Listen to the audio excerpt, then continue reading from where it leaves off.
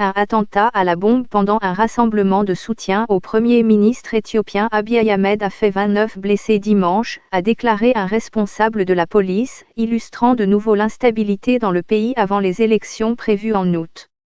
Retour en Éthiopie d'une couronne du XXIe siècle. L'Éthiopie adopte une loi contre les discours de haine. L'Éthiopie dit ne pas pouvoir ramener ses étudiants de l'épicentre du coronavirus. L'attentat à la bombe contre un rassemblement du Dr Abiy a fait 29 blessés, dont 28 ont été soignés et renvoyés chez eux, a déclaré M.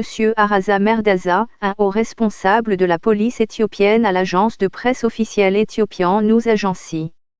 Le meeting était organisé dans la ville d'Ambo, située à environ 100 km à l'ouest de la capitale, Addis Abeba.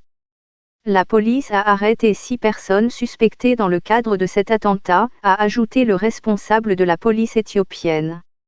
La commission électorale éthiopienne a proposé le 15 janvier d'organiser les très attendues prochaines élections générales en août, en pleine saison des pluies, s'attirant immédiatement des critiques.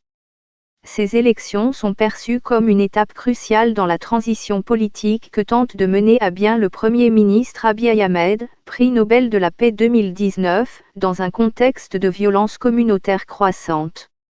Entré en fonction en avril 2018 après plusieurs mois de manifestations antigouvernementales, M. Abiy espère que les Éthiopiens lui donneront le mandat pour mettre pleinement en œuvre les réformes politiques et économiques qu'il envisage.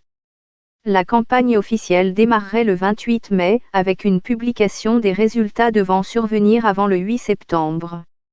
2 partis d'opposition, le Front de Libération Oromo, Office de la langue française, et Euzema, avaient notamment demandé en janvier à ce que le scrutin soit repoussé à fin août, en espérant que les pluies seraient alors moins denses.